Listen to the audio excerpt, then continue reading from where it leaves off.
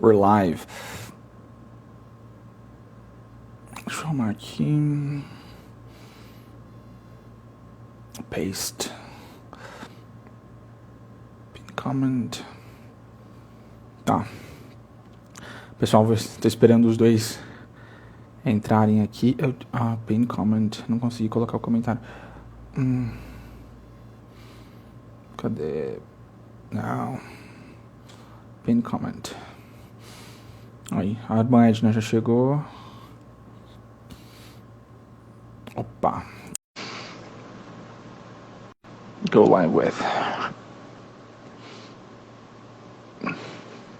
Oiê, oiê. Oi, boa noite.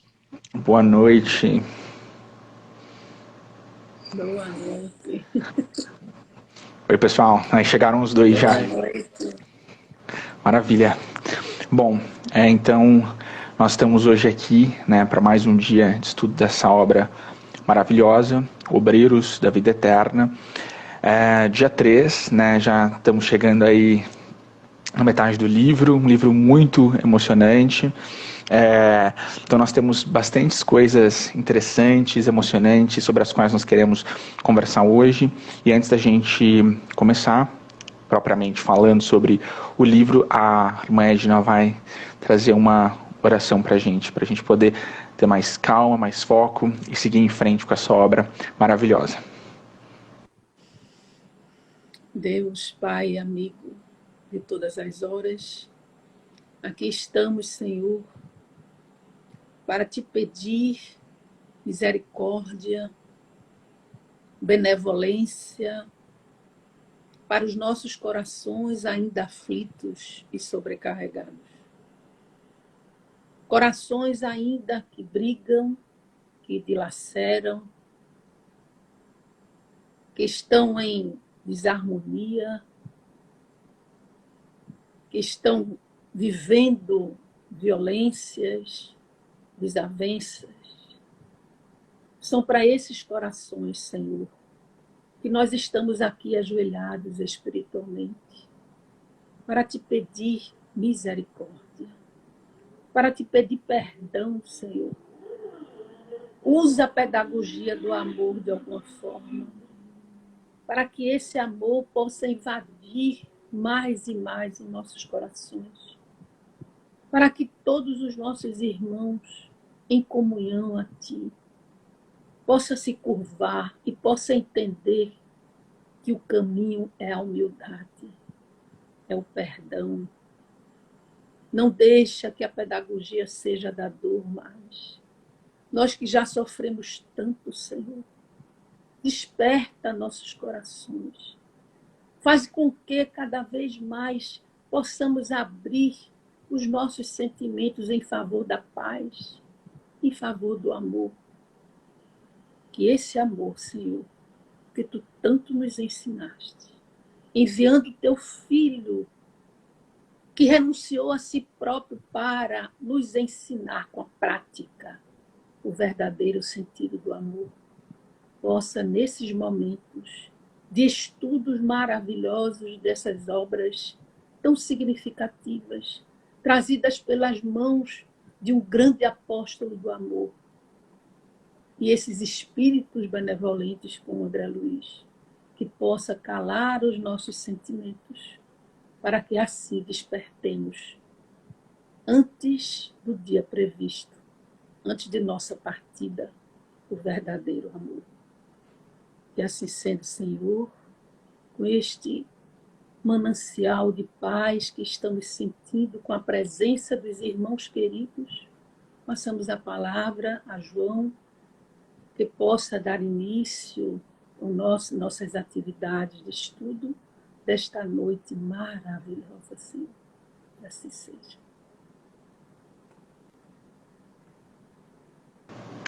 Que maravilha. Glória a Deus. Bom, pessoal, então nós estamos, né, no capítulo 9, nós já estamos hoje, como nós dissemos anteriormente, no terceiro dia, né, de estudo dessa obra, estamos no capítulo 9, e como sempre, antes de nós começarmos, é interessante nós falarmos um pouquinho, né, sobre o contexto do capítulo passado, para nós entendermos onde nós estamos posicionados para seguir em frente. Antes da gente continuar, vocês dois estão travando um pouquinho para mim, eu estou travando para vocês? Não. Não? Tá. Então, vamos lá.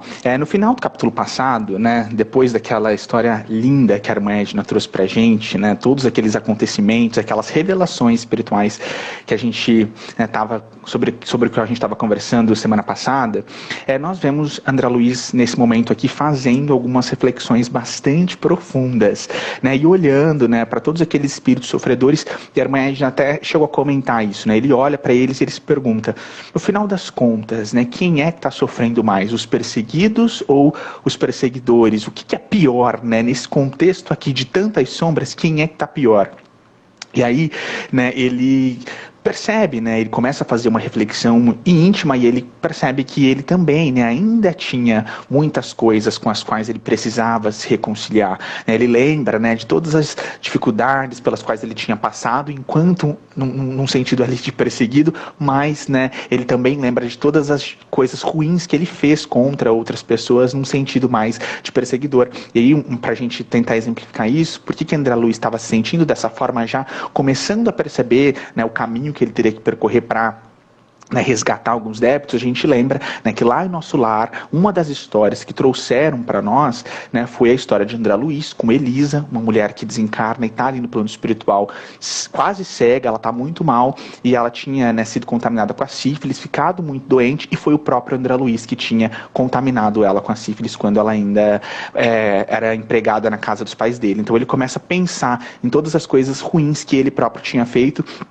E aí, né, começa a tomar novos rumos mentais, uma atitude mental, né, do futuro aí, com todas as separações que seriam necessárias. E aí a gente entra propriamente no capítulo 9. O André Luiz, né, conta que quando a caravana ali, né, que ele pertencia, estava retornando, né, para aquilo que a gente entendeu ali, uma instituição chamada Casa Transitória, ele conta, né, que eles saíram muito satisfeitos, mas que pelas questões vibracionais do lugar, né, por todas aquelas dificuldades, né, nas quais eles estavam inseridos, aquela quantidade de sombra, que Zenóbia falou para eles assim, vamos voltar, eu estou muito satisfeita, vocês também estão satisfeitos, mas vamos voltar, né, em silêncio. E assim eles voltaram. Absoluto silêncio até o caminho de volta. E aí a Zenóbia ela começa a comentar, né, que aquele trabalho tinha sido muito profícuo, porque o que acontece? A gente percebe aqui nesse caminho de volta que não tinha nenhum resgatado ali com eles, não tinha nenhum espírito resgatado. Mas, por outro lado, ela conta, né, que muitas sementes foram plantadas aí naqueles corações. E ela assegura que no outro dia muitos irmãos procurariam, né, a casa transitória porque haviam sido tocados por todas aquelas luzes que eles tinham levado. Bom, quando eles, né, conseguem chegar à casa transitória, né, no lugar onde eles estavam, o André Luiz fica muito impressionado com a movimentação do local, né? E aí ele, como sempre, muito inquiridor, faz uma pergunta, né? O que está acontecendo, essa movimentação toda? E aí explicam para eles, né, que aquele momento, né, em que eles estavam ali, ele não estava percebendo, mas era o momento em que as pessoas encarnadas estavam dormindo. Então, né, eles estavam ali em desdobramento durante o sono, recebendo ajuda, tendo reencontros, né, em conversas, né, que seriam proveitosas para esses irmãos e irmãs que estavam encarnados. E aí, né, quando eles atingem a porta de ingresso, o André Luiz se depara ali com o irmão Gotuso e com outro irmão que ele não conhecia ainda. E aí o Gotuso, né, avisou Zenóbia, né, que aqueles serviços de colaboração, né, na crosta que eles estavam fazendo, que eles haviam sido executados satisfatoriamente. Ele já, né, deu um feedback ali para a hora quando aquela caravana chegou, que o serviço tinha sido muito bem feito. E aí eles entram, né, na casa, e aí é interessante a gente entrar, que eu não tinha falado ainda o nome do capítulo por isso. O nome do capítulo 9 é Louvor e Gratidão. Então, o que acontece propriamente nesse capítulo? Eles chegam, né, à casa transitória, e aí eles se sentam à mesa, né, a Zenóbio, o André Luiz, o Gotuso, os irmãos ali, eles se sentam para fazer uma prece, né, e aí uma coisa muito importante que tem nessa mesa, que o livro traz para a gente a descrição, eles contam assim, que na cabeceira da mesa, mais ao fundo, tinha uma tela transparente de grandes proporções, né, que segundo ele era constituída de um tecido diáfano, muito semelhante ao que nós, né, conhecemos como uma gaze, aquela que eles usam nos hospitais, mas muito tênue. E aí, assim, nessa parte da oração, a oração é muito linda, né? A gente não poderia descrever ela aqui de uma forma mais profunda, porque ela é longa e a gente não tem tempo para falar de tudo, mas é uma oração muito linda, então vale a pena vocês lerem ela na íntegra. Uma coisa muito importante da oração, um sentido muito evangélico, que a oração de Zenóbia, quando eles estão sentados à mesa ali, a oração dela traz para eles, é o sentido, né, de a felicidade por trabalhar pelos sofredores, a felicidade de estarem inseridos num contexto em que eles lidavam cotidianamente com tantas pessoas em necessidade, com tantas pessoas doentes. E a gente até comentou isso ontem, né, na rádio, que isso lembra muito a gente de Francisco de Assis, né, porque tem um momento ali no livro de Francisco de Assis em que ele está orando, ele ouve a voz do Cristo, e ele pergunta, né, como eu faço para estar mais próximo do Cristo? E a resposta de Jesus para ele é, esteja junto com os sofredores, porque junto dos sofredores eu estou. Então a gente vê que essa oração tão linda de Zenóbia, ela faz muito sentido nesses termos, né, da bem-aventurança que é poder auxiliar esses irmãos em necessidade. E aí, né, voltando à oração, ela faz uma oração muito linda, gente, vale a pena ler. E uma observação muito importante que a gente tira dessa parte aqui do livro, que eu achei até uma observação prática que a gente pode começar a aplicar nos nossos momentos de oração com os nossos irmãos, familiares, é que Zenóbia, ela pede para que todos aqueles que estão ali, né, com ela em oração, repitam o que ela disser, para que eles consigam entrar na mesma vibração, para que eles comunguem dos mesmos pensamentos. A gente comentou isso ontem, né? Muitas vezes, né, nas igrejas e até nos próprios centros, né, a gente sabe que cada irmão está pensando em alguma coisa, né? Cada um está com pensamento no lugar e não há uma comunhão de pensamento, né, no sentido de auxílio, especialmente a terceiros. Então ela pede para eles pensarem e repetirem a mesma coisa que ela. Aí não passou muito tempo, e aí a gente começa a entrar na parte muito interessante desse capítulo, não passa muito tempo, e a tela, aquela tela sobre a qual nós falamos, que estava na cabeceira da mesa, ela foi iluminada de súbito. De repente a tela ficou iluminada e ela começou a trazer para eles ali, começou a cair sobre aqueles que estavam presentes um brilho azul, como se fosse uma chuva de luz azul. E eles falam que esse brilho azul parecia um monte de safiras bem minúsculas caindo sobre eles. Depois, né, de longos instantes, e a Arma Edna trouxe isso pra gente na semana passada, a Luciana, que tá desencarnada, mas é aquela médium clarividente que consegue ver todos os espíritos, passa alguns instantes, né, depois da oração, e a Luciana, com a clarividência, ela toma a palavra. E ela diz para eles que ela estava vendo ali naquela tela o espírito de um irmão, né, que estava ali envolvido por uma luz verde clara, e o nome dele é Bernardino. Então aparece o primeiro espírito ali para se comunicar com eles, um benfeitor que trouxe ali algumas coisas para eles.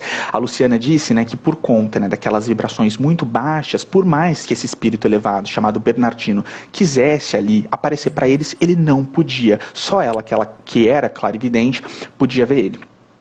E aí, né, o irmão Bernardino, ele ergue as mãos para os céus, uma cena linda, e ele pede, né, a compreensão divina para todos eles que estão ali, e aí sim, né, que cai uma chuva de luz azul, e eles contam que começa a cair sobre eles uma luz verde, inundando todos eles, e eles falam que aquela luz, né, aquela chuva de luz que estava caindo sobre eles, traz um revigor, né, que eles são revigorados nas suas forças e na sua saúde. E aí acontece, né, mais um espaço de tempo, eles voltam para o silêncio e aí se manifesta mais um irmão. Tem a chegada de mais um irmão naquela tela. E aí, né, a Luciana se manifesta novamente, que é a nossa médium clarividente, ela se manifesta mais uma vez e ela fala que dessa vez ela estava tendo uma visão deslumbrante. Ela conta que ela via um espírito de uma mulher que era uma bem-aventurada celeste, com a fisionomia muito linda, e ela conta que essa mulher trazia no seu colo um soberbo ramalhete de lírios nevados, e que esse ramalhete, ele exalava um perfume assim inebriante, que todos eles foram tomados por aquele perfume.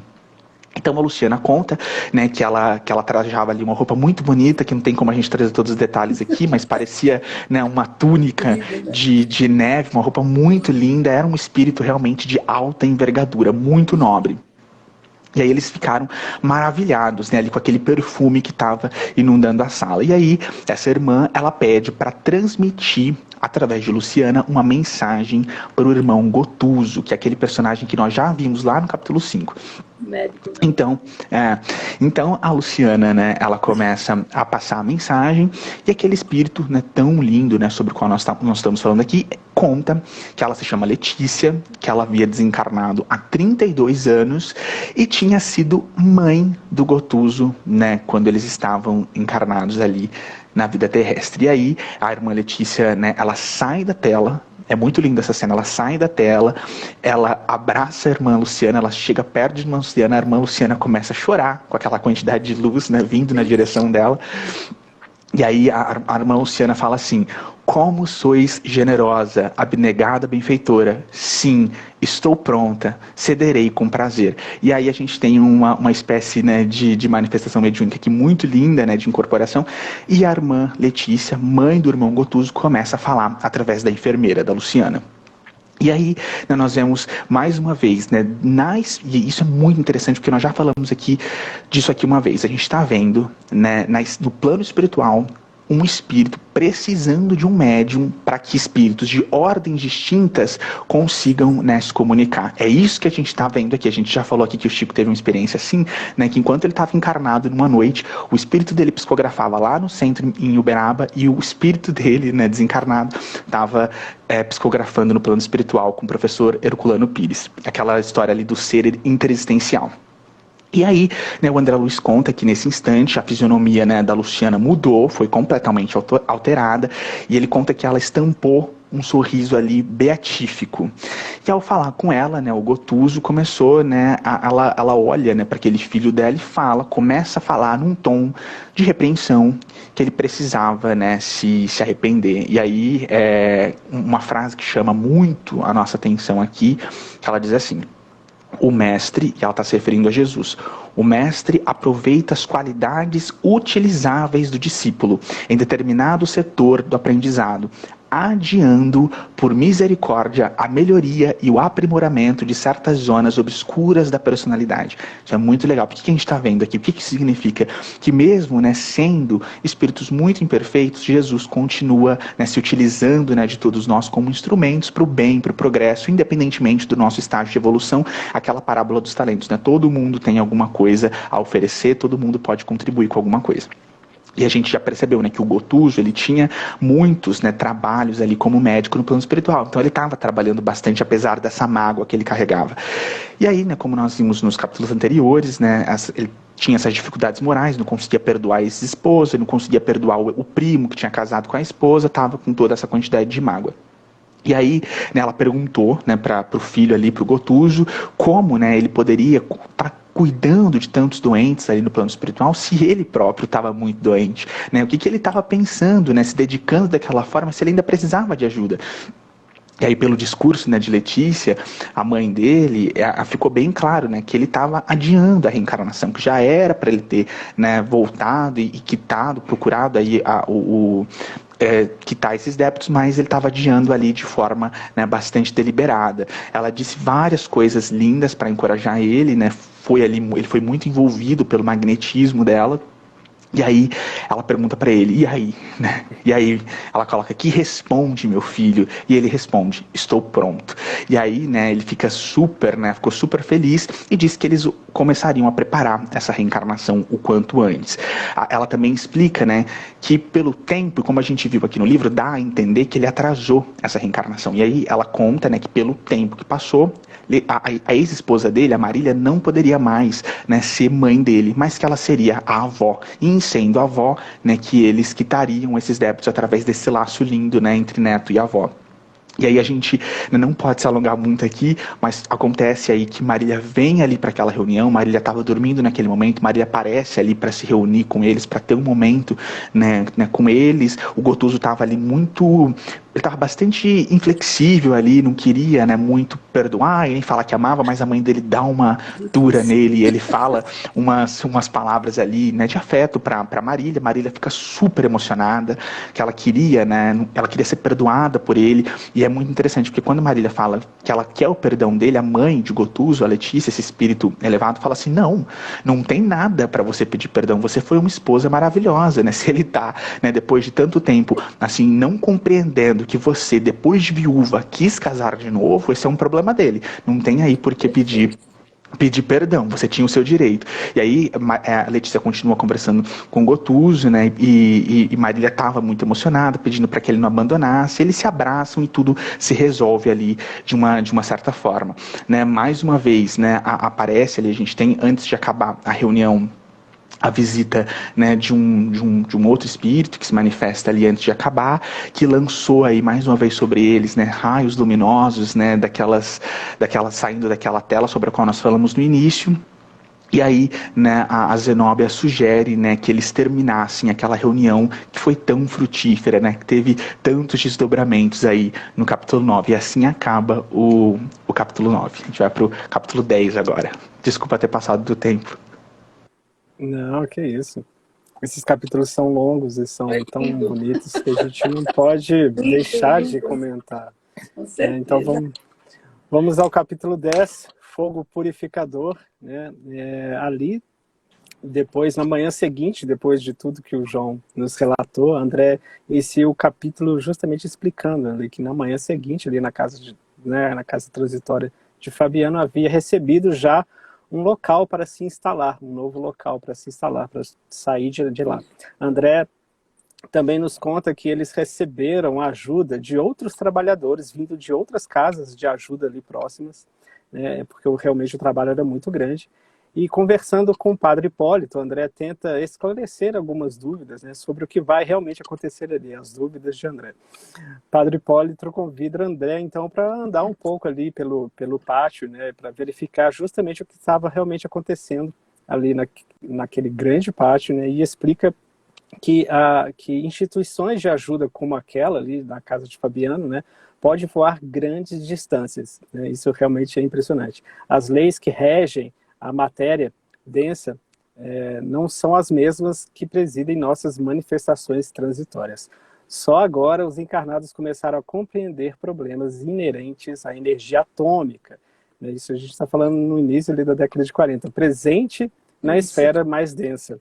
As descargas elétricas do átomo etéreo em nossa esfera tornam possíveis coisas que as mentes humanas pensam que poderiam ser impossíveis. Isso é muito interessante.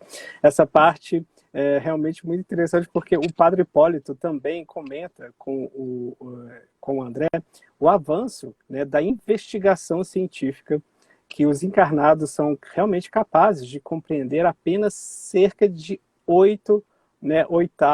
um oitavo de toda a esfera de existência. E realmente, né, a gente vendo pela física quântica, a gente entende que, né, justamente traduzindo em outras palavras, né, a gente só enxerga 4% de todo o universo e os outros 96% realmente não conhecemos. Isso é provado pela física quântica. Padre Hipólito ainda comenta que a visão e a audição são duas portas que podem ser ampliadas na nossa pesquisa, embora mantenhamos bastante restritas.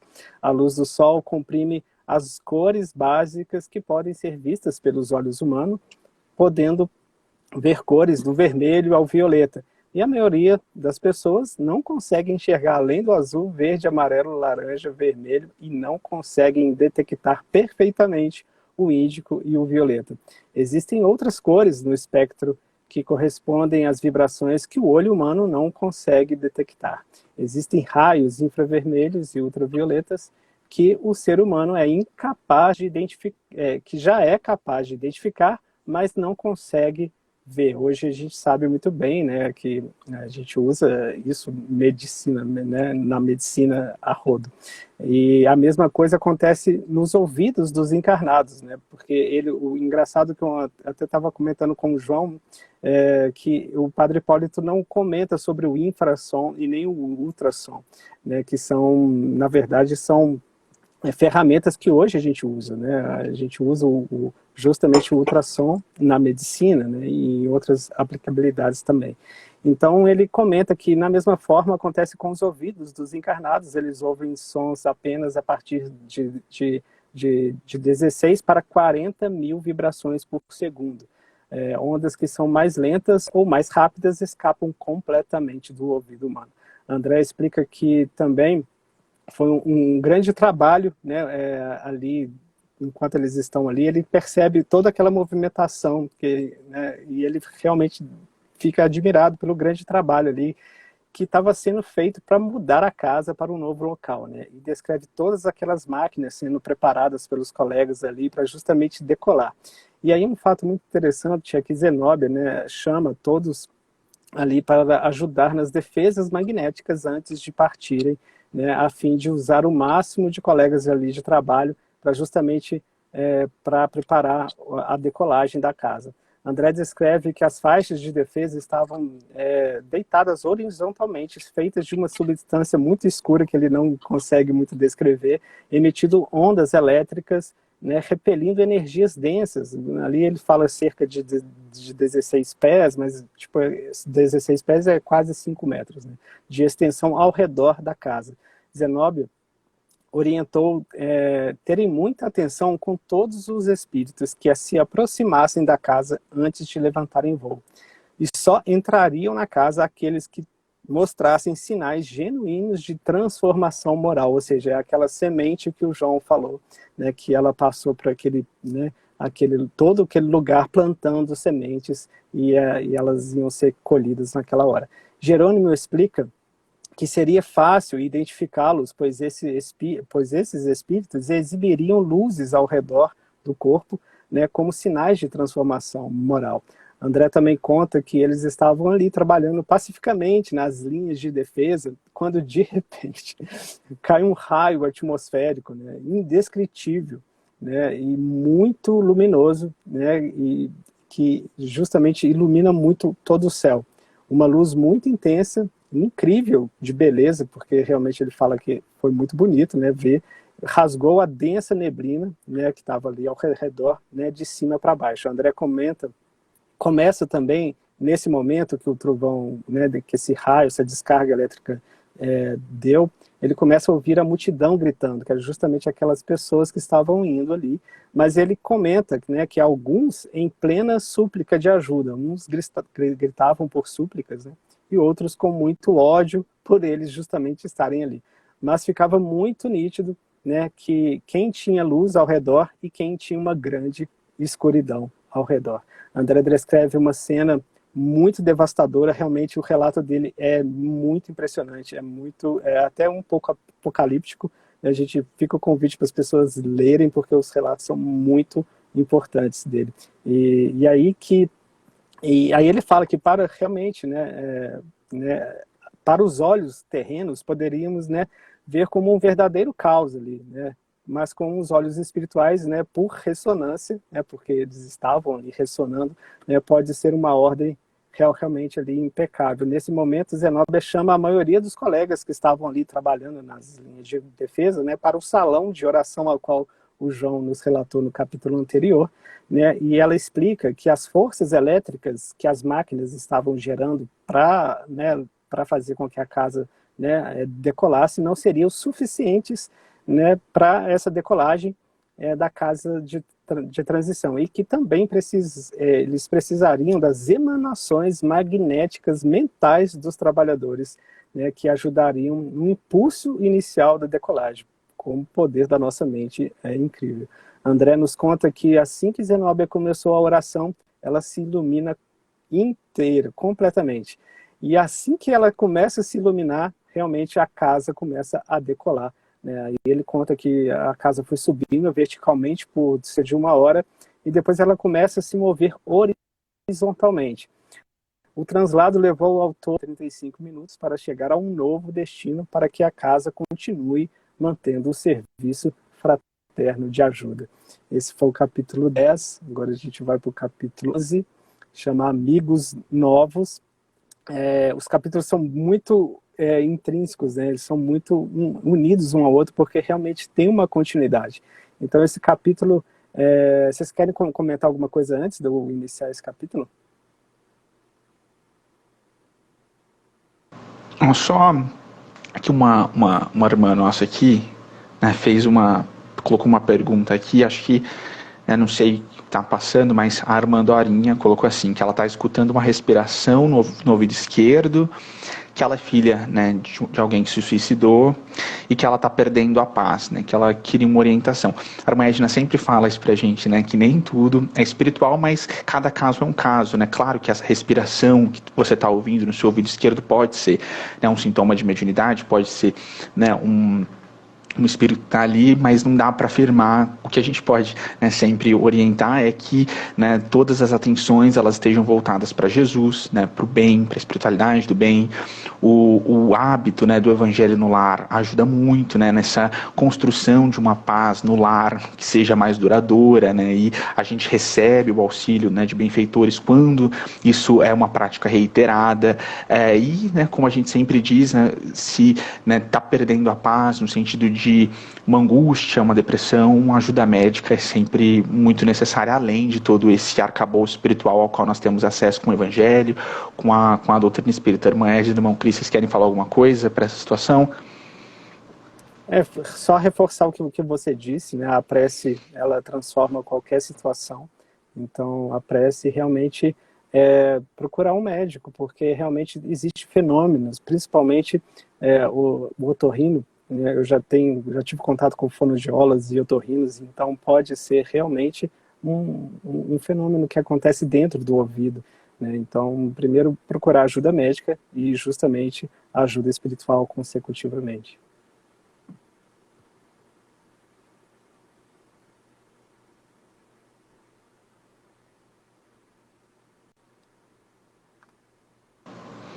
Parece que a irmã Edna tá muda, né? Irmã Edna, você tá tentando falar? Porque aqui tá mudo o microfone. Será que fechou o microfone?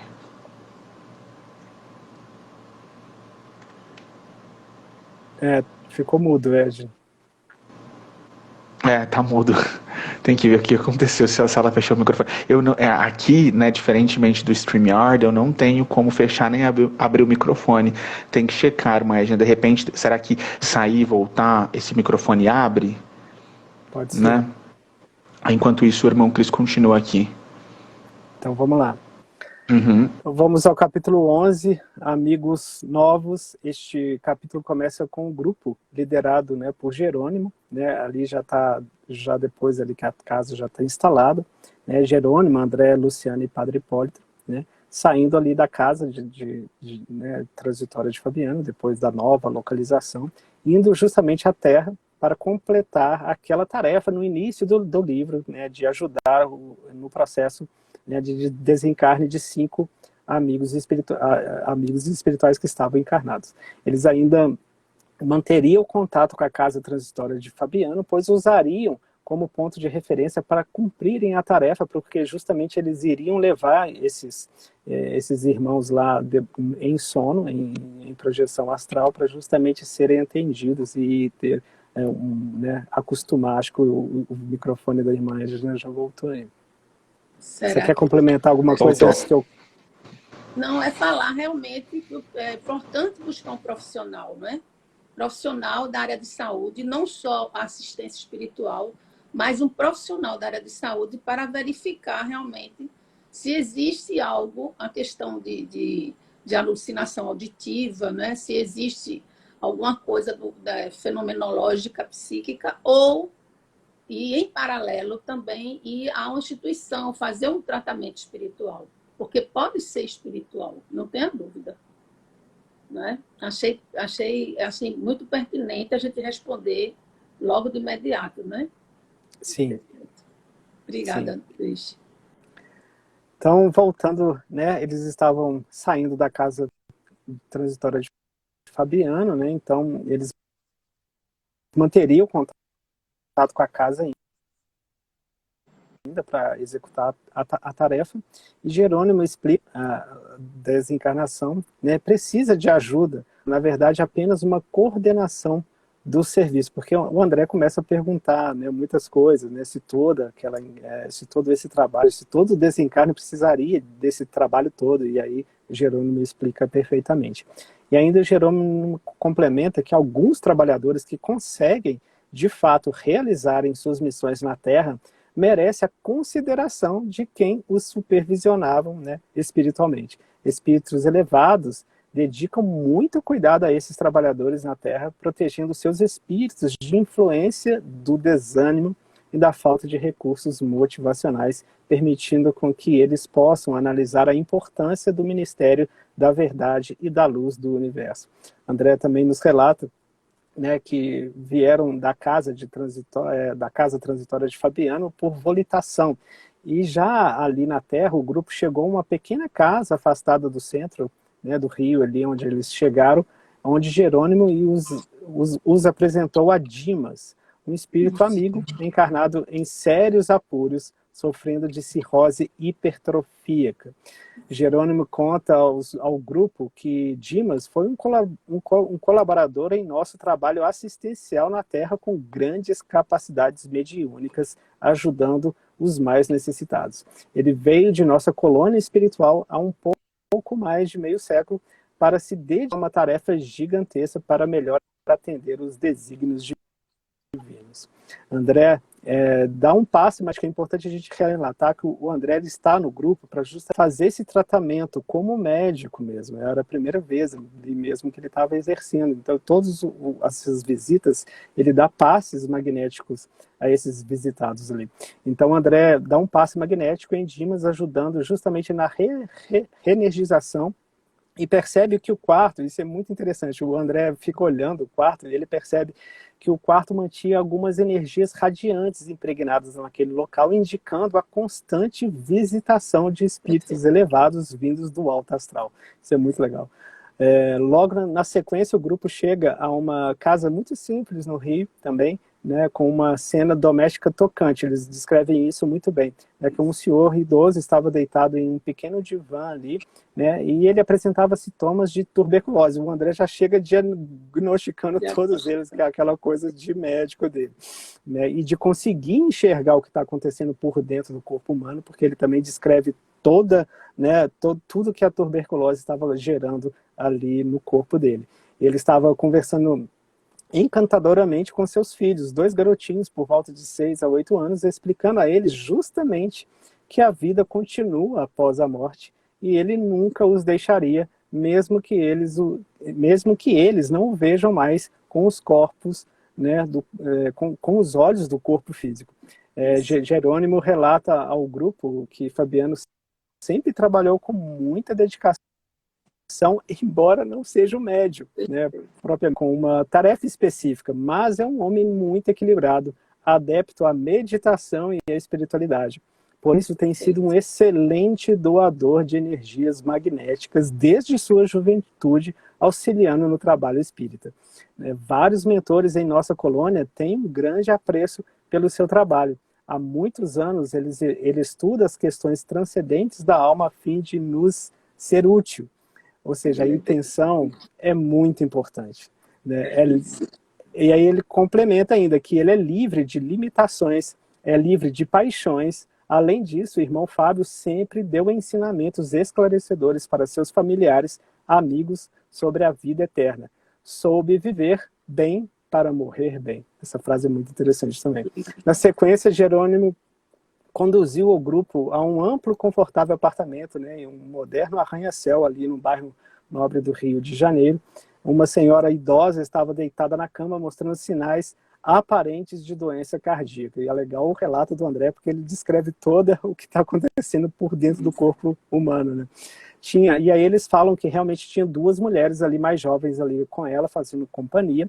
Jerônimo explica que ela, a irmã Albina, né, pertence às organizações superiores da nossa colônia espiritual. Isso também é muito interessante, porque tem trabalhadores da luz em todos os lugares. E a gente nunca sabe quem realmente está na nossa frente. Então a gente realmente não deve julgar ninguém. E aí ela conta que ela realmente tem atuado nos círculos evangélicos protestantes e na igreja presbiteriana, dando aulas de cristianismo para crianças e jovens. André explica que chega uma linda mulher ali, já desencarnada em espírito, né, vinda da esfera espiritual, dizendo que há um forte pedido em favor de Albina para adiar um pouco mais o seu processo de desencarne, porque eles estavam ali justamente para estudar o caso dela, né, e aí o Jerônimo entende o recado, né, e fala que vai passar lá todos os dias até que, né, seja possível a tarefa ser cumprida. O grupo chega a um hospital, depois que saíram lá, já era a outra visita, né, chega num hospital bastante movimentado e vigiado por muitos trabalhadores espirituais, com muitas atividades acontecendo ao mesmo tempo ali entre encarnados e desencarnados. Jerônimo apresentou o grupo ao irmão Bonifácio. Eles descrevem ele como um maravilhoso companheiro espiritual que estava ali justamente cuidando de Cavalcante, né, um senhor idoso que era um virtuoso católico romano. Isso. Um abnegado e uma alma dedicada a ajudar o próximo. Ele veio também da nossa colônia espiritual, né, e por ter justamente renunciado às riquezas materiais. Bonifácio explica que tem sido muito tal ali tinha espiritualmente.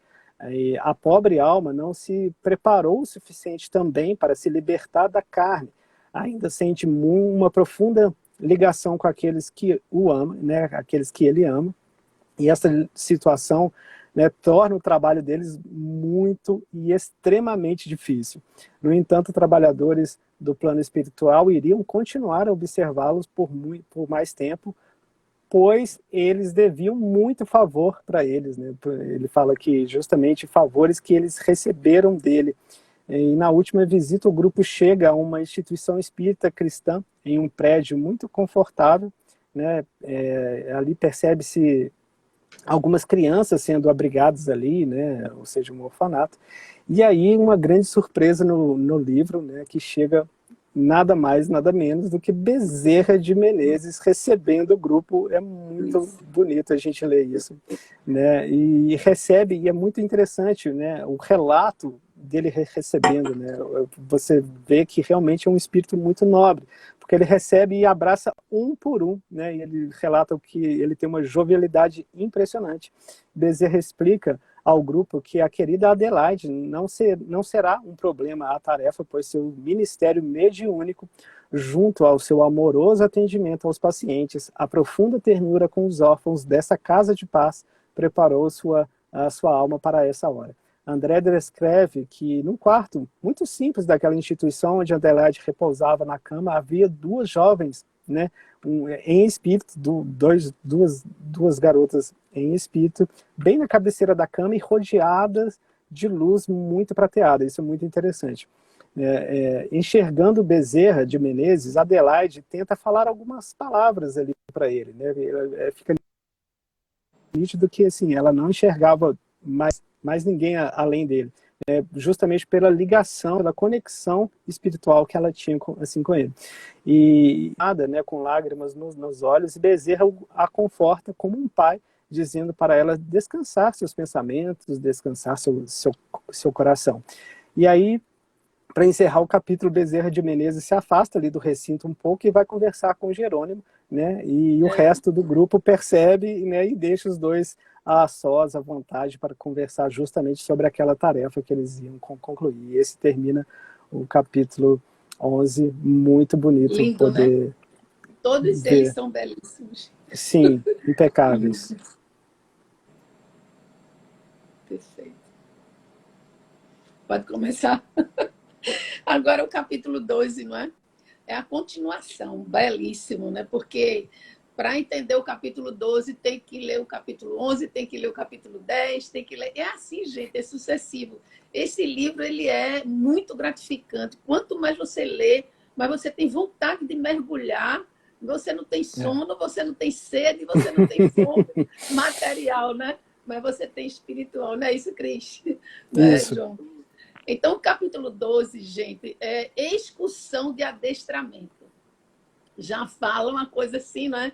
O título do capítulo já fala tudo, porque é o adestramento justamente dos encarnados que estão se preparando para desencarnar. Que são esses que foram ditos no capítulo anterior. O Dimas, o Fábio Cavalcante, a Albina, a Adelaide. Então, são esses que estão se preparando, adestrando para o processo do desencarne. E olha, gente, que muitos de nós não sabíamos que existia esse amparo, esse treinamento, essa ajuda magnética, esse trabalho da espiritualidade para algumas pessoas encarnadas que estão próximas a desencarnar.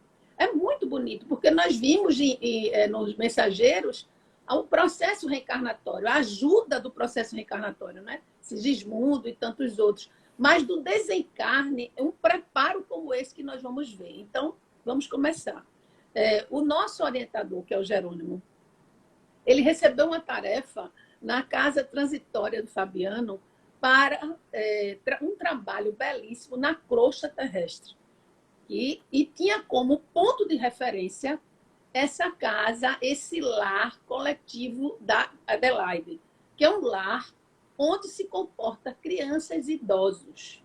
Dizem que é um prédio, eu imaginei um prédio largo, diz que uma estrutura larga, belíssima, onde existem muitos trabalhadores encarnados e desencarnados. E a descrição do André Luiz, que ele fala, que lá eles valorizavam muito a questão dos valores espirituais. Há uma intensidade nesse sentido. A semeadura dentro da questão espiritual é imensa. E lá existe uma segurança e uma tranquilidade, onde espíritos mais inferiores não atingem aquele local. Então, a assistência amorosa é muito grandiosa. E os espíritos assistem ali dos planos onde eles estavam. Isso chamou a atenção do André Luiz, que existiam muitos espíritos, e ele ficou assim surpreso, porque esses espíritos atuavam com tamanha intensidade. E aí ele observa que havia, além de haver essa luz, havia também um salão imenso, como um auditório de uma casa espírita, uma assembleia, onde as pessoas iam, nós não recebemos as pessoas no auditório, e ali essas pessoas eram assistidas, orientadas, haviam pregações, escutavam as suas necessidades, muitas eram em silêncio. E aí eu paro um pouquinho aqui, para depois a gente continuar. Nas casas espíritas, não sei se vocês já viram, meus irmãos, existe silêncio é prece, né? Não tem essa frase, silêncio é o estado de prece, silêncio não é prece. Então, gente, o que aqui quis dizer? Ela quis dizer que após esse trabalho, dessas pessoas que viriam para receber assistência nessa assembleia, nesse salão, ela fazia uma higienização, um trabalho de limpeza dos pensamentos que vinham ali, que ficavam impregnados, ideias, pensamentos inferiorizados, que poderiam prejudicar os colaboradores. Esses colaboradores ficavam isolados. E ela, que é justamente a Irene, que assistiu todo um translado, né, para eles conhecerem minuciosamente os locais ali, enquanto Jerônimo conversava com Bezerra de Menezes. Então, ela fazia um trabalho de visita com eles, ali naqueles departamentos internos. E ele observou que esse local exigia muito. Ela disse a ele que fazia um trabalho de limpeza muito grande, porque senão ia prejudicar a assistência toda espiritual ali, por conta de diversas mentalidades, pedidos. Observe que tem pessoas que dentro da casa espírita no salão, entra na instituição religiosa, não vamos dizer só na casa espírita, e fica papeando conversas que não tem nada a ver, conversas sobre coisas do cotidiano mesmo, não é, prejudicando a vibração da instituição, porque nós vimos aqui que toda essa instituição que trabalha para o bem, ela é assistida espiritualmente, com grandes espíritos. Observemos, é uma instituição de caridade, onde acolhe crianças e adultos necessitados. Então, É preciso que, já nesse parágrafo aí, de antemão, é preciso nós refletirmos como eu me comporto, o que é que eu penso, o que é que eu sinto, dentro dos lugares que eu vou. Principalmente uma instituição religiosa, onde as pessoas, às vezes, conversam coisas banais, não se concentram, não chegam ali para ajudar a espiritualidade que está com um trabalho belíssimo como esse. E aí prossegue, né? E aí ela vai mostrando os departamentos, os lugares. E o André Luiz diz assim, olha, quer dizer que é muito trabalho, né, minha irmã? Vocês têm muitos trabalhadores, tem muitos cooperadores. Ela disse, olha, nós temos bastante. E principalmente as crianças necessitadas do pão material. Recebem o pão, o alimento diversos, recebem conselhos, são ajudadas. E aí ele disse, mas como é que um trabalho? Ele pensou, veja, observe que ela como uma trabalhadora, porque Irene era uma jovem espírito, um espírito jovem, que estava ali fazendo um trabalho levando eles para conhecer todo o ambiente, que a primeira vez que o André Luiz conhecia, que estava ali. Então, levou ele e a Luciana também, e foram com essa jovem para conhecer o local. E ele pensou, disse, como é que pode uma instituição dessa, com um trabalho simplesmente para dar o alimento, o pão material às crianças, ter uma assistência tão grande? E ele fez uma comparação logo de imediato entre esse trabalho desse lar com a casa de transitória do Fabiano, porque era um trabalho muito ativo, era um trabalho de interior, um trabalho de transformação moral. E aí ela disse, olha, meu irmão, aqui nós não temos só esse trabalho de saciar a fome do estômago, mas principalmente nós temos um trabalho de evangelização, a fome espiritual. Nós intensificamos o trabalho de divulgação doutrinária do cristianismo, de dar um suporte, um alicerce, uma base a essas crianças e também a todos aqui, porque no momento em que nós estamos nos doando, todos os colaboradores, nós recebemos também o trabalho, quem doa recebe. Aí ele disse assim, mas ficou, né, impressionado com a resposta. Ela foi comentando que em épocas remotas, na época do cristianismo, Rede Vivo, os próprios romanos, eles doavam o pão e o agasalho àqueles famintos, os ferrapados na época, mas ela observava ali naquele momento e veio na mente dela, porque fazia um trabalho semelhante do trabalho de Simão Pedro, o verdadeiro trabalho de caridade de Simão Pedro, naquela instituição, né, que ele tomava conta, que se dizia a igreja, onde recebia muitos colaboradores e muitos famintos, muitos farrapados, mendigos, idosos, né, que precisavam ali de ajuda, e que eles tinham a ajuda de Gabriel, que era um grande, que conheceu Jesus, um grande rabino, mas os demais, nenhum conheceu de perto Jesus. Vieram conhecer com justamente a sopa humilde que eles davam e com o teto do agasalho, embora lavando as feridas dos leprosos, dando assistência aos loucos, dando toda assistência aos órfãos, aos velhinhos. Então, ela disse que ali o trabalho que ela via era quase semelhante, porque o evangelho hoje, do espiritismo evangélico, estava quase semelhante a esse trabalho verídico de um trabalho voltado para essas duas asas. Porque nós sabemos que para nós evangelizarmos uma criança, às vezes ela está com tanta fome que ela não assimila aquela orientação.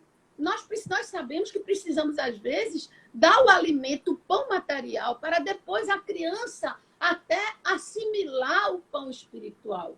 Então, eu sei porque eu trabalho, né? A gente trabalha na evangelização, a gente trabalha de perto com criança, e nós sabemos que a criança, ela precisa dessa parte aí. Principalmente a criança abandonada, a criança que não tem assistência afetiva, que não tem assistência espiritual, educacional, de maneira geral, mas que também não tem o pão material. Quantas e quantas chegam em cima de uma mesa, né, dormindo o tempo todo, sem ter a força nem para fazer uma tarefa, nem para receber uma instrução, quanto mais uma educação moral. Então, é preciso pão material, não tenha dúvida, mas não ficar só no pão. Foi isso que a irmã Irene falou. Porque muitas instituições, ela comenta, constrói prédios bonitos, graças a Deus acolhem crianças abandonadas, acolhem enfermos abandonados, mas não dão o suporte evangélico, não dão o suporte dos ensinamentos cristãos. E é preciso nós completarmos com essas duas asas, né? Porque se nós vivemos no mundo material, nós precisamos desse trabalho também de assistência, mas não ficar só no lado material. Isso foi chamado a atenção nesse capítulo, porque o lado espiritual, a sede, né, dos ensinamentos, ela é de grande valia e de grande importância. Mas aí, continuando, né, foi chegado a hora de se aproximarem, de começar o trabalho. Foi quando a Irene levou até a Câmara de Adelaide, porque o Jerônimo foi estabelecer a organização do trabalho. E aí ele disse, olha, você, Luciana, Irene, vocês vão buscar a Albina. Vão até a casa de Albina para trazê-la para aqui. Porque lá, como ponto de referência, ali era um porto seguro de preparação para depois levarem ao plano mais superior, que era a casa transitória, né, lá do Fabiano, para eles receberem o tratamento adequado. Então, vocês duas vão buscar a Albina e vocês, já falou, o Hipólito, o padre Hipólito, e você, o André Luiz, vai buscar o nosso querido Dimas, o Fábio e o Cavalcante. Então, eles saíram para cada um em diversos destinos, né? Cada um em destinos diferentes, e foram até a casas deles, né? Chegou primeiro na casa do Dimas, mas antes, gente, de chegar na casa do Dimas, o André Luiz observou o padre Hipólito volitando. Ele disse, pouco volita, com maestria, observou, ele disse, olha, você já fez esse trabalho, né, conosco alguma vez, o padre Hipólito? Ele disse, olha, nunca fiz, mas como é? Ele disse, olha, é super fácil.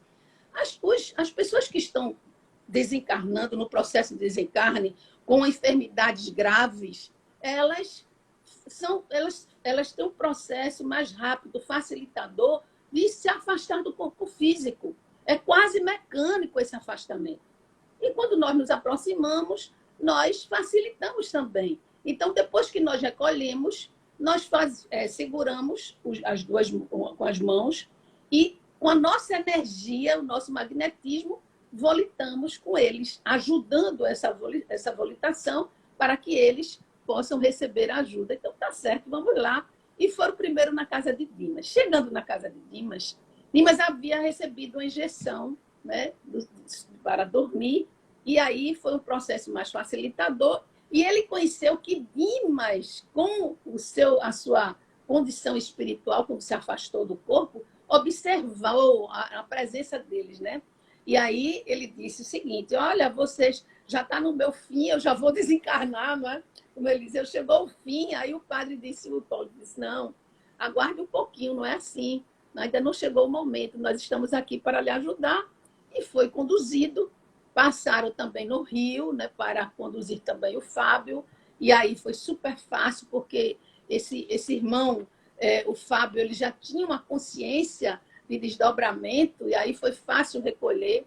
E depois, quando eles iam logo a esse hospital para buscar o Cavalcante, aí foi quando o Hipólito disse, olha, não vamos agora nessa viagem, vamos deixar para a segunda, porque ele está um pouco desequilibrado, não está preparado, vamos aguardar, porque nós temos que dar toda assistência só a ele.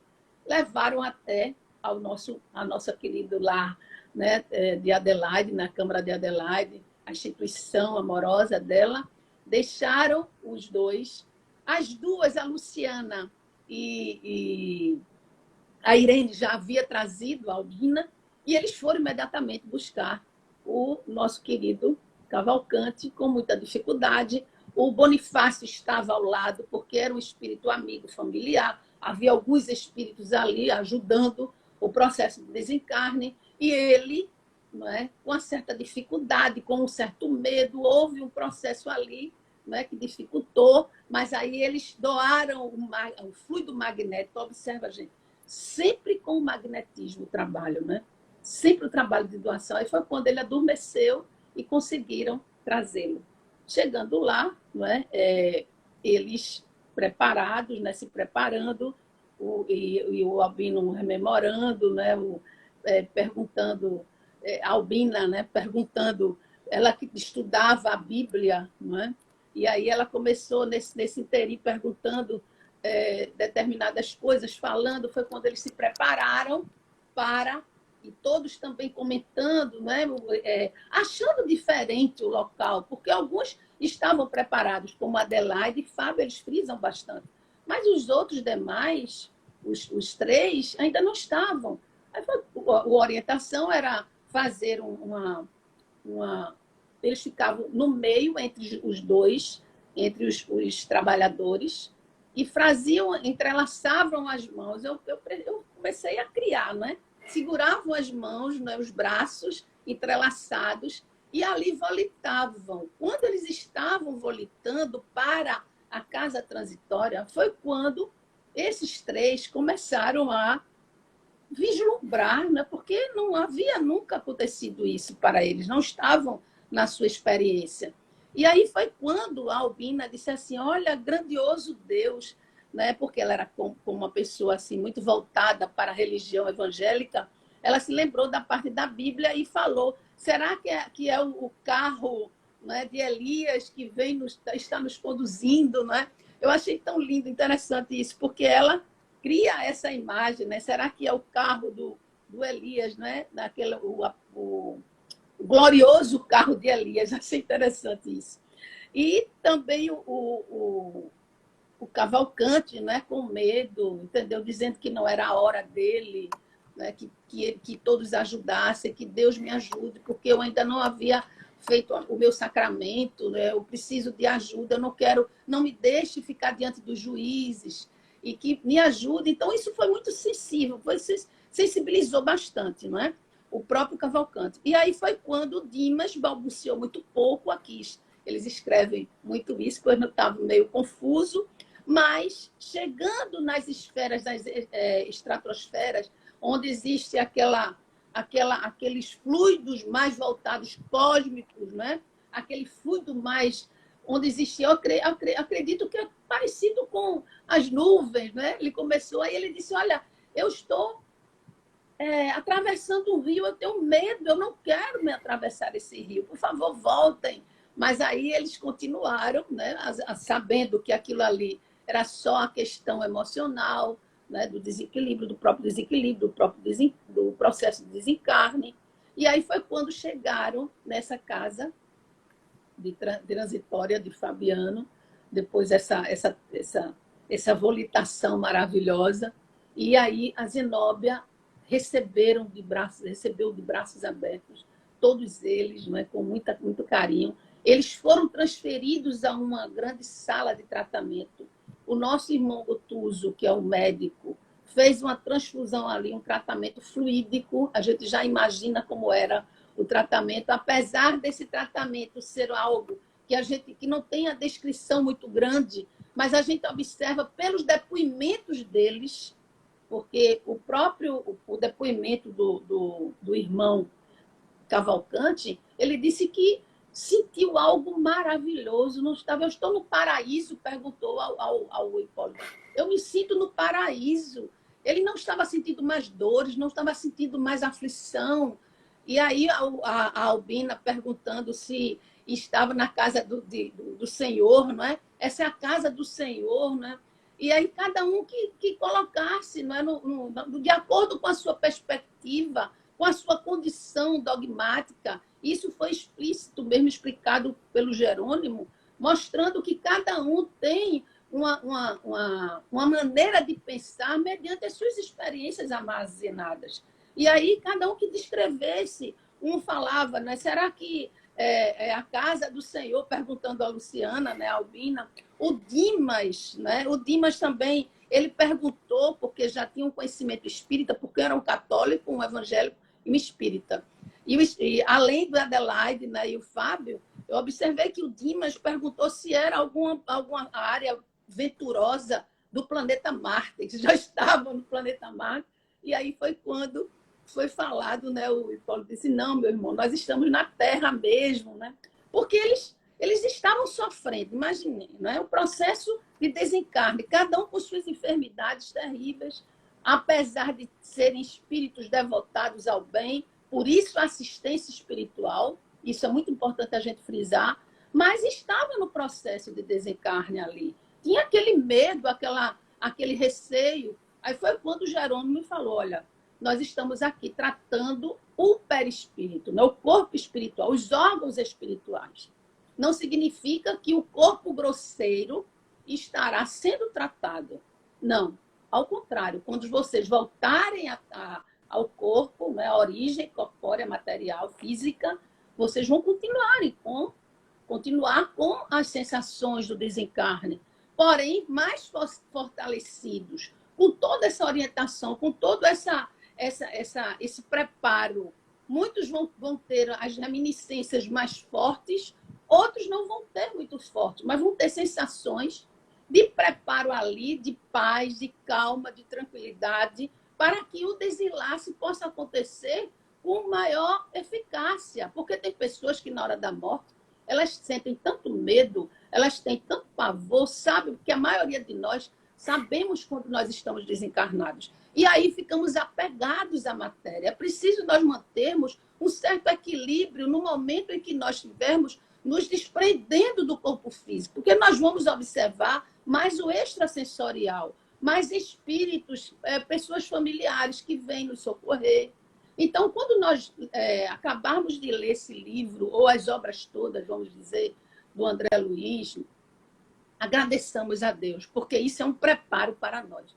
Isso nós estamos fazendo aqui justamente o adestramento, porque muitos não tiveram essa oportunidade de fazer esse adestramento, como eles fizeram de última hora, e nós estamos fazendo agora com antecedência, para no momento do desencarne nós estarmos mais preparados.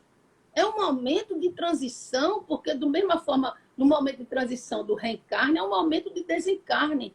Então, eles estavam recebendo uma estrutura, né, espiritual, magnética, para serem assistidos. Tanto é que ele disse, vocês mantenham calma, resolvam tudo que tiverem que resolver, não é? Mentalmente, com alguns parentes, mas com calma, porque já, não é? Logo mais vocês estarão conosco.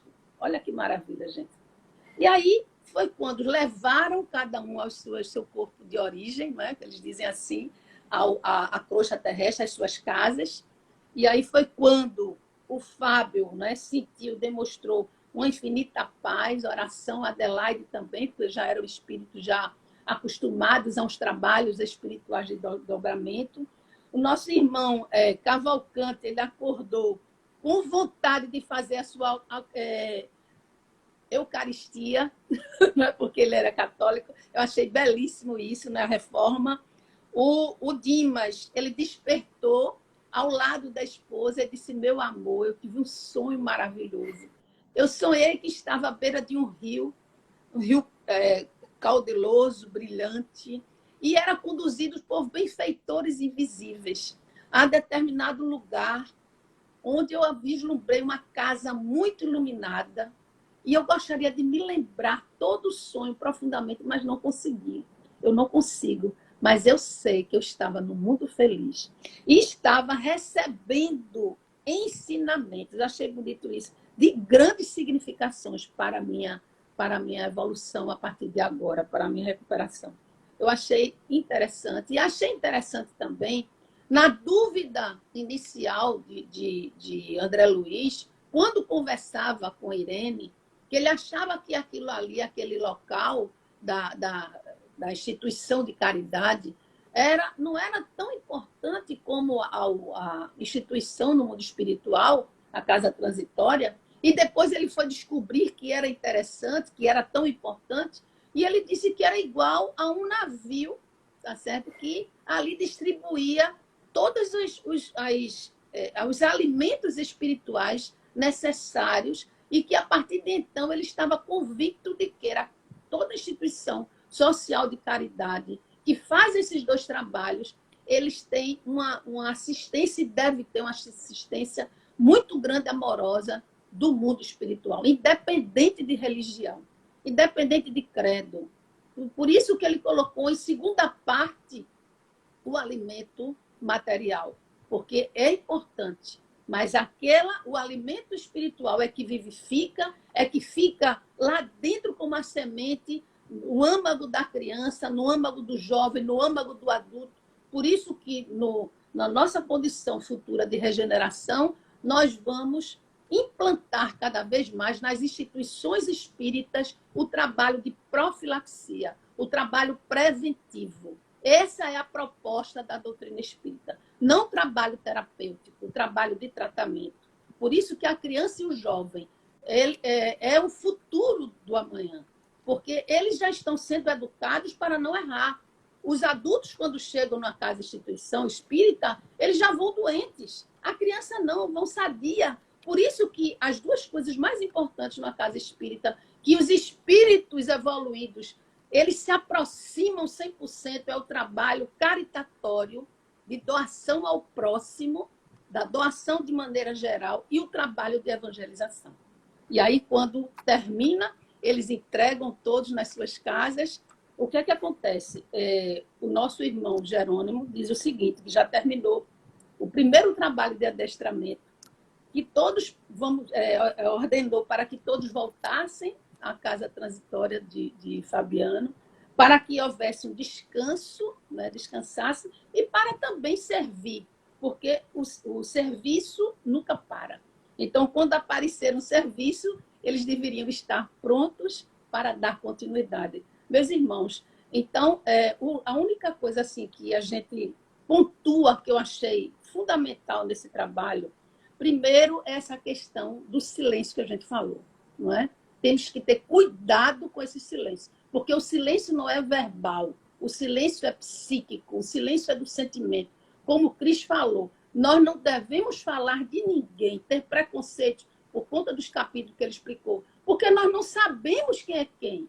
Não é pelo estereótipo, não é pelo credo, não é pela imagem da pessoa, mas é pela essência. E essa essência, nós encarnados, não temos condições de avaliar. Então, meus irmãos, essa ferramenta que nós devemos ter, que eu coloquei aqui, não precisa você analisar, fulano, ele prega bonito, ele é de tal igreja, ele tem tal religião. Não vai ser isso, porque nós vimos que esses espíritos bem assistidos eram de vários segmentos religiosos. Então, o que nós precisamos aqui, cada vez mais, nos alimentar desses grandes livros, dessas grandes obras, é compreender que o segmento maior está intrínseco dentro de nós. É preciso nós mantermos nosso adestramento interior, nosso preparo. O que tiver de fazer antes, porque no momento do desencarne, você tem que estar tranquilo, e para haver essa tranquilidade, essa harmonia, é preciso que nós tenhamos feito esse adestramento inicial. E não ficarmos dentro de uma instituição ou qualquer lugar no Facebook, não é? no Instagram, no computador. Muita gente vai para as casas religiosas com computadores, etc., conversar, não é? E não faz a sua parte. Precisamos fazer a nossa parte para nós termos base e exemplos edificantes. São esses que são assistidos e são dando continuidade a um trabalho espiritual. Então, aí termina como Jesus disse, né? Cada um segundo as suas obras. Não é isso, gente? E foi dito nesse capítulo, cada um segundo as suas obras. Muita paz, eu achei interessante também. Muito importante esse capítulo. Lindo demais. O irmão Cris quer fazer algumas considerações? Nossa, só agradecer, porque realmente é tanto ensinamento, é tanta informação que a gente precisa de um tempo também, né, para absorver, para entender, aprender, para depois empreender. E eu acho que tem vários ensinamentos. Esse realmente é um dos grandes ensinamentos. A gente nunca sabe quem realmente está na nossa frente. A Edna descreveu perfeitamente. Isso é um ensinamento que a gente tem que usar no nosso dia a dia. Né? Ninguém é melhor do que ninguém. Essa é a primeira premissa. Né? Todos nós somos uns Então, principalmente, mas se você realmente nunca sabe quando você está sendo colocado à prova. Porque às vezes aquela pessoa na sua frente é um espírito muito evoluído que está colocando você à prova, né? Porque estamos num mundo ainda de expiações e provas, né? Basta a gente sair dessa expiação, abrir a janelinha ali e ir para a prova e passar na prova para nos regenerar perfeitamente. Então, esse é um grande ensinamento. Fora E os uma das outros. coisas importantes para isso é nós exercitarmos o equilíbrio e a harmonia com as meditações, Cris. Eu tenho que renovar isso, né? Sim, Porque a ansiedade faz você praticar muitos erros. sim, Você é ansioso para ter alguém, para não ficar só. É ansioso para... Então, a ansiedade é um atropelo de espíritos ainda muito inferior. E nós que estamos aqui exercitando o próprio equilíbrio pessoal, devemos primeiramente cuidar dessa ansiedade. Eu quero isso agora, não é? Essa coisa de querer agora é que faz você se envolver até com pessoas que você não conhece. Você precisa conhecer, você precisa se aprofundar. Não é? Essa questão da paixão, vamos analisar isso. Essa questão da primeiro olhar, esse é importante, não é? Que aí Freud até fala nessa questão da admiração, não é? Mas é preciso também você conhecer aquela criatura, até em todos os sentidos. Tem muitas pessoas que eu falo isso, porque chegam até a mim, não, eu estou sofrendo porque eu confiei tanto naquela minha amiga e ela me decepcionou, naquele amigo, não é? Então é preciso você ter cautela. É preciso, por conta desse vazio existencial, dessa necessidade de amor de vidas passadas, nós temos esse atropelo, né, desses envolvimentos. E por isso eu achei interessante, por isso que às vezes a gente se envolve com determinadas situações e às vezes não tem mais volta. Você contrai um relacionamento, né, às vezes você casa com aquela pessoa e você descobre depois que não é aquela pessoa que você queria, não é? Não é isso? Então, temos que ter É verdade. muito cuidado. Muito cuidado. Eu também tenho alguns comentários antes da gente fechar aqui. Respondendo uma pergunta, eu vi que o irmão Marco, ele perguntou, né, se todo mundo receberia essa ajuda no desencarne, sobre o qual a irmã Edna trouxe pra gente, né, falou sobre isso pra gente, e não, né, aí ela ainda terminou dizendo, né, a cada um segundo suas obras, né, o momento do desencarne é muito amplo, né, e ele varia de fato, de espírito para espírito, né? Aí, né, o trilho aí, né, a vida que se percorreu, isso influencia muito. E mais uma vez, isso que a irmã e o irmão Cristo trouxeram aqui, né, sobre os partidos religiosos, os credos religiosos, de fato, eles não são, né, essas afirmações dogmáticas não são o que importa. Muito pertinente a gente entrar nesse tipo de assunto, e os livros de André Luiz sempre, né, nos impulsionam e nos cutucam mesmo para a gente lembrar que não é sobre religião e nem sobre uma determinada doutrina. E aí, sobre isso, lá na Epístola de Tiago, mais para o fim da Bíblia, né, mais para o fim do Novo Testamento, desculpa, a gente tem, né, Tiago nos trazendo que a religião que Deus, nosso Pai, aceita como pura e imaculada é esta: cuidar dos órfãos e das viúvas em suas dificuldades e não se deixar corromper pelo mundo.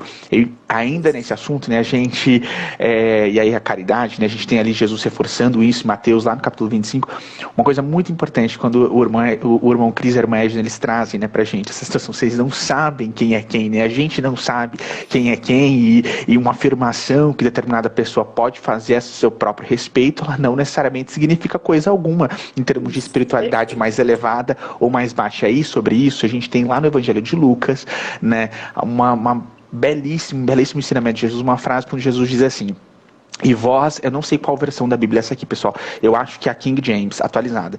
E vós insistireis, comíamos e bebíamos reclinados ao redor da tua mesa e pregávamos, né, e pregavas em nossas casas. No entanto, ele vos afirmará, e ele está se referindo a Jesus aqui, ele vos afirmará, né, não vos conheço, tampouco sei de onde sois. Retirai-vos para longe de mim, vós todos que viveis a praticar o mal. Ali haverá grande lamento e ranger de dentes. Então, essa quantidade, né, de arcabouço doutrinário que muitas vezes alguns irmãos nossos, irmãs e irmãos, né, nossos, e até nós mesmos, podemos passar a vida, né, afirmando que é correto, que está na doutrina certa, que a outra religião que é errada.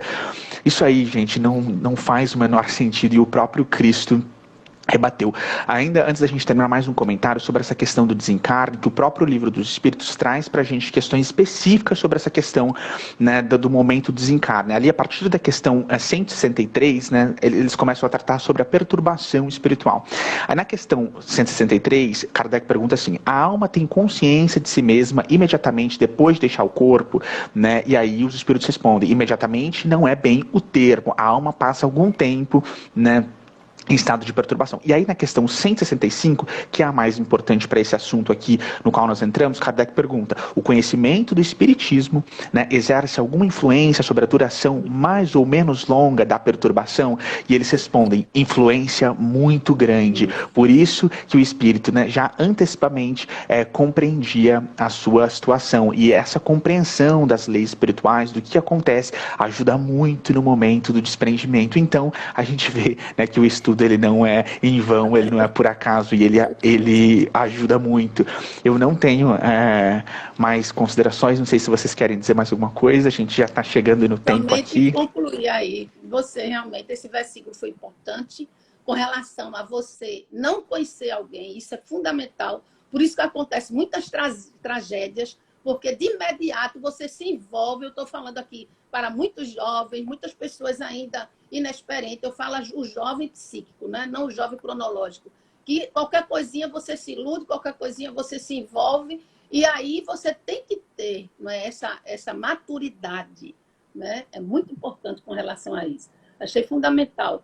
E o capítulo que você falou, né, existiu também as materializações, além da incorporação, né, daqueles fluidos belíssimos. Acho que todos nós temos que reler, né, reler quantas vezes forem necessárias para assimilar e colocar em prática em nossas vidas. E assim nós vamos ocupar mais a mente estudando em coisas boas e assimilando, trazendo para nós comportamentos e condutas mais edificantes.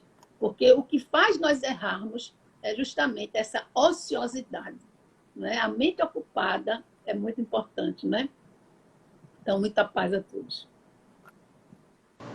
É verdade, né? Os provérbios lá de Salomão, né, no Velho Testamento, falando pra gente sobre ocupar a mente, aquilo ali tem realmente um fundo de verdade muito grande. O irmão Marco colocou aqui, ele ainda está conosco, né? O desprendimento passa a não ser na ignorância do desconhecido, é isso mesmo.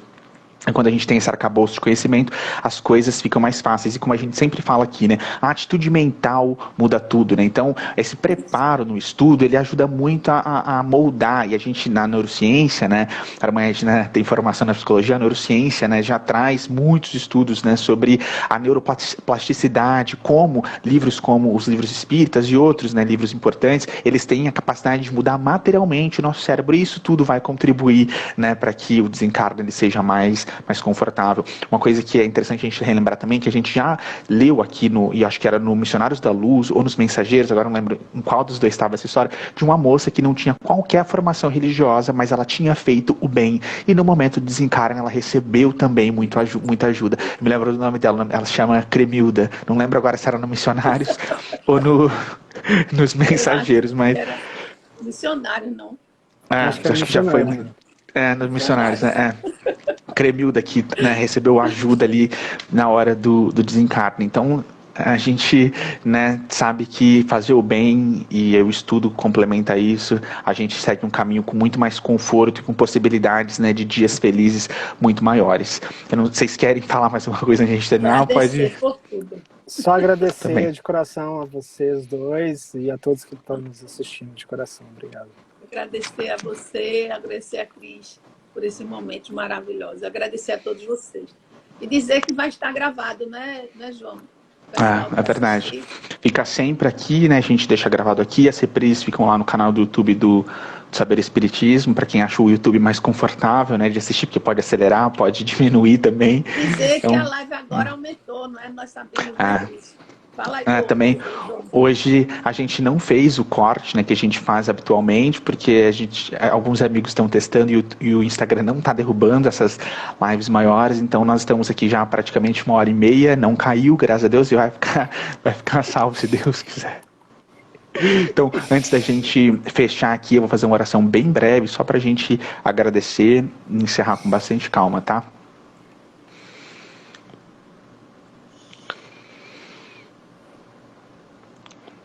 Senhor meu Deus, meu Pai, nós queremos agradecer por mais essa noite de estudo, agradecer, meu Deus, em nome do Cristo, por todas essas possibilidades materiais e imateriais às quais nós temos tido acesso. Gratidão, meu Deus. Agradeço pela vida dos meus 2 amigos queridos, de todos os irmãos que estão conosco até aqui. E, meu Deus, no sentido dos obreiros da vida eterna, nós terminamos com oração que se refere a Maria, que trabalhou tanto e nos ajuda tanto até hoje, para encerrar, entregar e agradecer. Ave Maria, cheia de graça, o Senhor é convosco. Bendita sois vós entre as mulheres, bendito é o fruto do vosso ventre, Jesus. Santa Maria, Mãe de Jesus, rogai por nós, pecadores, agora e na hora de nossa morte. Amém. Obrigado, pessoal. Obrigada, Vai ficar salvo aqui. Gratidão. Até semana que vem, tá? Até semana que vem.